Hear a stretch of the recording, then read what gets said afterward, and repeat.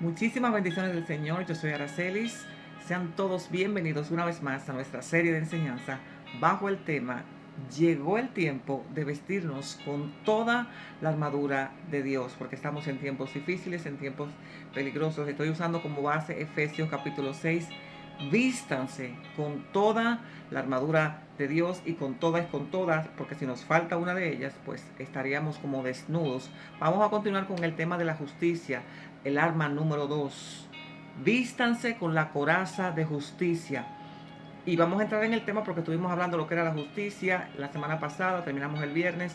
Hoy vamos a continuar con este tema, pero ahora cómo vestirnos con la justicia, que es la parte que más me gusta porque es lo que vamos a poner en práctica, es lo más hermoso que nos puede pasar, poner la palabra de Dios en práctica para estar vestidos, para poder estar firmes, para vencer todas y cada una de las acechanzas del diablo, porque recuerden que nuestra lucha, como dice Efesios capítulo 6, no es contra sangre y carne, no es contra humanos, sino contra espíritus malignos. Dice la palabra de Dios, si vivimos por el Espíritu, si estamos vivos, ya no estamos muertos en delitos y pecados, estamos en paz con Dios. Si vivimos por el Espíritu, andemos también por el Espíritu. Y quiero usar este principio para decir, si fuiste justificado, debemos caminar en justicia. Fuimos justificados por la sangre de Cristo, entendiendo el gran precio que Cristo tuvo que pagar en la cruz para que fuéramos justificados. Entonces, si vivimos por el Espíritu, si estamos justificados, lo menos que podemos hacer, lo más, es caminar, andar, vestirnos de justicia. Dice la palabra de Dios en Efesios capítulo 5, en el verso 1, sean imitadores de Dios como hijos amados. Esto es un mandamiento, un mandato fuerte. Sean imitadores de Dios, nada más y nada menos que de Dios, o nadie más y nadie menos. Y anden en amor como también Cristo nos amó y se entregó a sí mismo por nosotros, ofrenda y sacrificio a Dios en olor fragante. Este es el llamado que lanza el Señor aquí en Efesios capítulo 5, en el verso 1, que seamos imitadores de Dios. Y eso está hablando de que tenemos que, aparte por supuesto de estar vestido con toda la armadura de Dios, tener un estilo de vida conforme a lo que somos, a que somos justos, a que somos hijos. Verso número 9 dice, porque el fruto del Espíritu es en toda bondad, justicia y verdad. Esto es maravilloso, demasiado con demasiado. Sigo con Efesios capítulo 5. Anden como hijos de luz. Alguien que no tiene nada que ocultar, alguien que no se oculta para hacer cosas malas. Estamos hablando de vestirnos con esta armadura número 2 que se llama la justicia, la coraza. Y decía en días pasados que la coraza era lo que protegía tanto por el pecho como por la espalda al soldado romano. Hablando de Efesios capítulo 5, anden como hijos de luz, que no tienen nada, alguien que no tiene nada que ocultar porque ya está en la luz, no está en tiniebla, no se oculta. Y hice un resumen de lo que estuve leyendo en el capítulo 5. Hay temas que un hijo de Dios no debe de tener con otro hijo de Dios y mucho menos con los que están todavía afuera que no conocen al Señor y por eso lo hacen. Está hablando de temas como la fornicación, está hablando de temas como la inmundicia, está hablando de temas como la avaricia. Hablar, por ejemplo, de sexo innecesariamente y como hablan los impíos, eso no está bien delante del Señor. Y me explico, porque sí hablamos de sexo, por supuesto. Hay conferencistas, tenemos maestros de la palabra, tenemos pastores, tenemos maestros que dan conferencias matrimoniales, y dentro del tema del matrimonio tienen que hablar de relaciones sexuales y tienen que hablar de cosas que pasan humanamente hablando. Pero ya cuando se sale de ese terreno, supongamos que hay tres hermanas que se juntan a tomarse un café o tres hermanos que se juntan a hablar entre hombres porque están haciendo cualquier actividad, se están divirtiendo y llega el tema de la sexualidad. Eso es lo que el Señor no quiere que nosotros hagamos, que comencemos a hablar con lascivia, que comencemos a hablar con concupiscencia. Y no me gusta ser explícita, porque cada cual ya sabe lo que estamos hablando, porque eso lo hacíamos antes cuando estábamos viviendo en las tinieblas, cuando nos ocultábamos para hacer cosas que no eran debidas. Sigue hablando de la inmundicia. La inmundicia es indecencia, es deshonestidad. Y un hijo de Dios, una hija de Dios, no debe de estar hablando indecencias, palabras deshonestas, truanerías, como dice el apóstol Pablo, deshonestidad, conversaciones y hechos indecentes, que no debemos sentarnos con los de afuera y participar de ellos. participar de esas conversaciones. Dice aquí mismo en Efesios capítulo 5 en el verso 9, nadie os engañe con palabras vanas, porque por estas cosas viene la ira de Dios sobre los hijos de desobediencia. Y si la ira de Dios viene sobre los hijos de desobediencia, aquellos que no conocen la palabra del Señor, aquellos que no están empapados de lo que deben hacer y no hacer, dice la palabra del Señor, hay de aquel que sabe el bien y no lo hace. Si la ira de Dios viene por estar con esta mente metida en la concupiscencia, en conversaciones indecentes, en vocabularios, como una fuente tampoco no puede tener agua dulce y agua salada, como dice el Señor Jesús. Si el juicio cae, si la ira de Dios cae sobre los hijos de desobediencia, cuánto más sobre nosotros que sabemos la verdad, que estamos en la verdad, que estamos justificados. Debemos recordar que el juicio comienza por casa. También está hablando de la avaricia. Dice la traducción no es significado, que es la avaricia es el afán de poseer, de tener muchas riquezas por el solo placer de tenerlas sin compartirlas con nadie. Y me encantó esta definición porque tener dinero no es malo, ser rico no es malo, desear trabajar mucho y hacer negocios para vivir cómodo no es malo. Lo malo es el motivo por el cual lo haces, porque hay gente que trabaja mucho, que está buscando dinero solamente para mostrarle a los demás que ellos pueden comprar una casa cara, que ellos pueden comprar un carro caro, y ya es el motivo lo que hace. Dice que la raíz de todos los males es el amor al dinero. Fíjese que no es el dinero per se, sino el amor, es el motivo, porque Dios siempre está mirando el motivo que tenemos en nuestros corazones. Es bueno trabajar, es bueno tener dinero, pero para hacer las cosas conforme a la justicia, para ayudar al prójimo en cualquier circunstancia que podamos. Me voy ahora a la palabra de Dios en Mateo capítulo 5.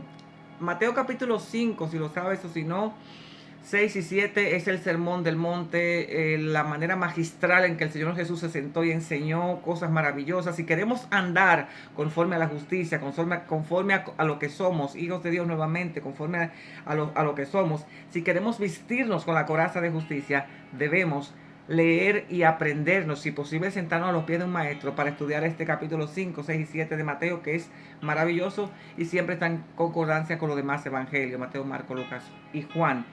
Capítulo 5 de Mateo, el Señor dice, oíste que fue dicho, ojo por ojo, diente por diente. También dijeron, amarás a tu prójimo y aborrecerás a tu enemigo.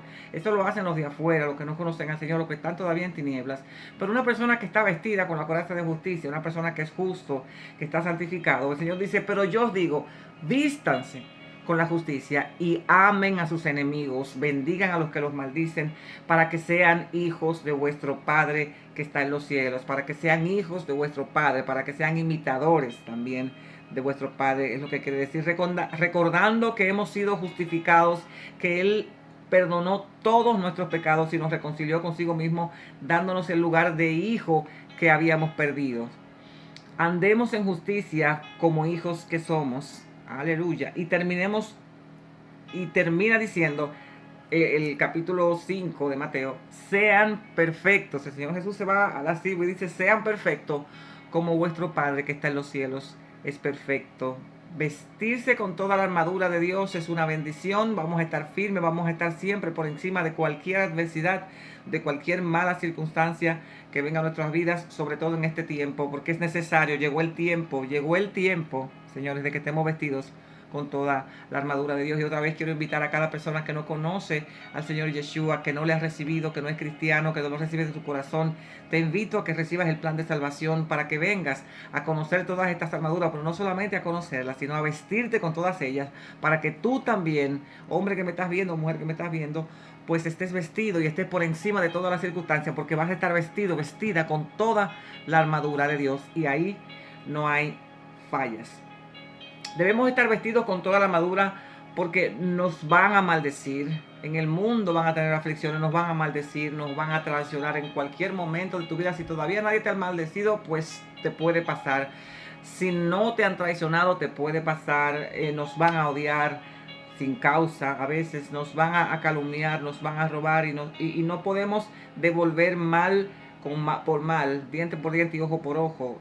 Estamos siempre caminando, trajinando en el mundo y siempre van a haber personas que se nos van a oponer, personas que nos van a odiar, que nos van a traicionar, que nos van a maldecir.